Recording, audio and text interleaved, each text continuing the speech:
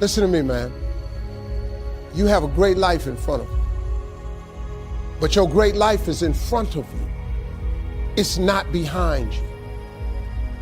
What you did back there ain't got nothing to do with what God got for you. What you did back there was learn the lessons to get you to where you are at this particular moment right here. But what God got for you, do you know, man, that you can actually mess your life completely up? You can jack it all the way up and you can turn around and get it right. Whatever you focus on, that's what you're going to continue to multiply and expand in your life. But if you focus on what you don't have, if all you can do is point out the negative things in your life, whatever you focus on, you're going to expand that. Some people, all they can do is complain. We all have had experiences in our lives that if we permit these experiences to do so, we will allow them to weigh us down. If we permit them to do so, they will be luggage that will be dragging through life, holding us down, stifling our potential to give and to contribute in life. If we continue to carry all of these things, we can never be open to the love and the abundance and the opportunity that life has to offer us, because we are so full with what we've got. Do you realize that every day you thought you wasn't gonna make it? Do you remember them days where you thought it was absolutely unbearable and you thought you wasn't gonna endure that one? Do you know that your survival rate for every last one of them bad days is 100%? Your track record for surviving bad days is 100%. That's a fact. All you got to do is start changing the way you think. You can protect yourself from negativity. And that's what stops most people, negative thoughts. You can coat your mind from negativity. The way you can put a coating around your mind is with one simple thing: gratitude. Gratitude erases negativity. When you're showing a spirit of gratitude for what I got, not that you're satisfied with it, but you're grateful for what you got. Develop a spirit of gratitude. I'm thankful for life. I'm thankful to be an American. I'm thankful to be on this part of the planet. I'm thankful to see another day. No, things aren't what I want them to be. No, I don't have all the things I want to have. But I'm thankful that I'm still here. I have another opportunity, another day to live, another chance to contribute, another chance to make a difference in life. The moment you start feeling abundant and worthy, you are generating wealth. The moment you're empowered and feel it, you're beginning to step towards your success. The moment you start feeling whole, your healing begins. And when you love yourself and you love all of life, you'll create an equal. And now you're causing an effect.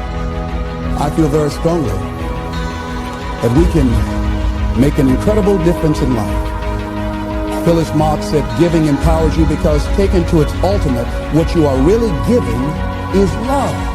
Love is the motivating force behind the infinite supply of universal energy. Love truly makes the world go round.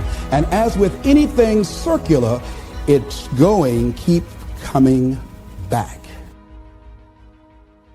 But I always believed that I could do whatever I set my mind to. That's the only credit I will give myself is when other people break and give up and stop, I just don't, right? And it comes down to the story you tell yourself about yourself. Now, if you don't know this quote, live by it. One can have no smaller or greater mastery than mastery over oneself. That's Da Vinci.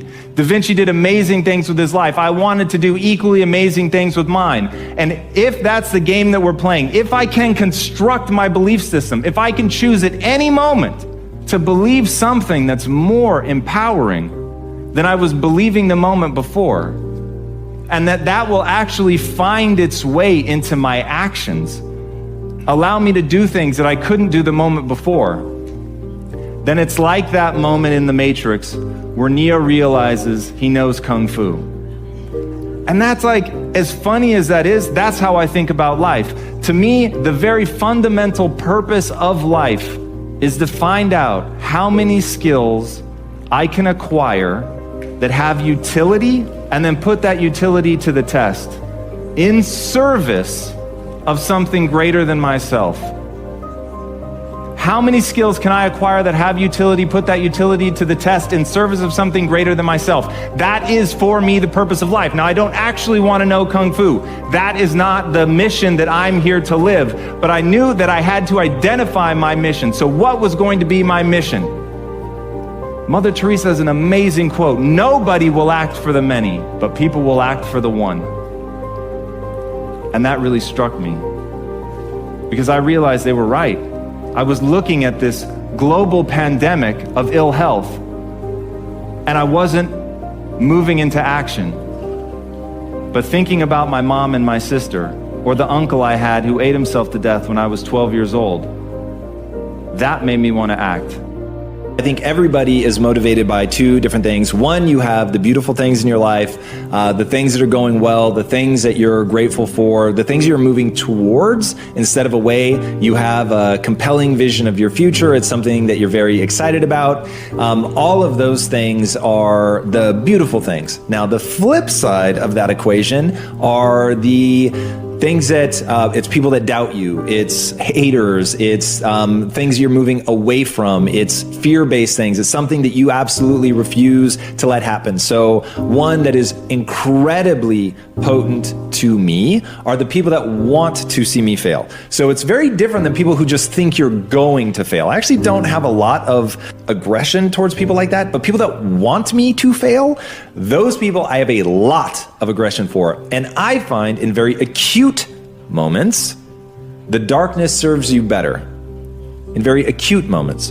Now, the light, the things you're moving towards, the things that are beautiful, the things that you're grateful for, all of that is the only winning strategy long term, because the darkness becomes corrosive. You start to become bitter. You start to be angry. You stop being optimistic. You stop seeing things in a way that's empowering and positive. And I mean, just thinking about the deep limbic system, when it gets inflamed, you perceive things as negative. I think negativity stops people from making progress. There's a whole host of neurological reasons and sort of mindset reasons why I think that being negative over the long run becomes very, very detrimental and holds you back. But from an acute standpoint, they've done studies on this. If you want someone to be able to endure more pain, the surest way to get people to endure more pain is to let them get angry, let them be aggressive. And in doing that, people are able to withstand in the clinical trials. I'll say there's probably more than this, but in clinical trials, they're able to withstand 30% more pain. So just straight being able to take more pain, anger and aggression lets you do 30% more. So that's why I think in acute ways, in short-term bursts, that the darkness will serve you. Philosophy, as I taught the last time I was here, philosophy, in my personal opinion, is the major determining factor in how your life works out. Philosophy, the major determining factor in how your life works out. Philosophy. To form our philosophy, you got to think. You got to use your mind. You got to process ideas. And this whole process over a lifetime, starting way back here when we were children, schools that we've attended, our parents, our experiences, all this stuff that we've processed by the thinking process helps to develop our philosophy. And in my opinion, each person's personal philosophy is the major factor in how your life works out. Here's what I called it in that last presentation when I was here. It's called the set of the sail. Each person's personal philosophy is like the set of the sail. Now, I used to think it was circumstances that ordered my life. If someone would have asked me at age 25, Mr. Rohn, how come you're not doing well? Pennies in your pocket, creditors calling, nothing in the bank, behind on your promises to your family, you live in America, 25 years old.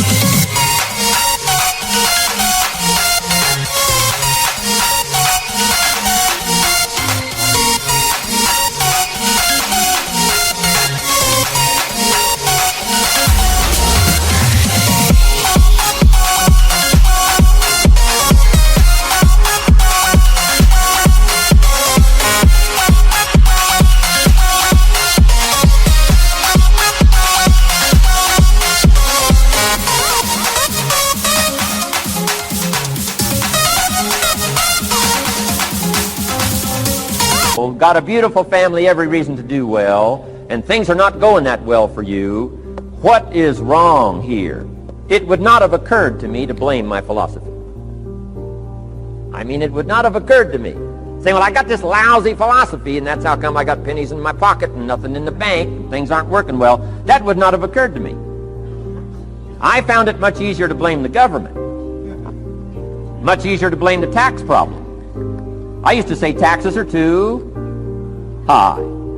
Top tax rate when I first started paying taxes, 91%. Back then, when your income reached a certain level, all your income over that, 91%. So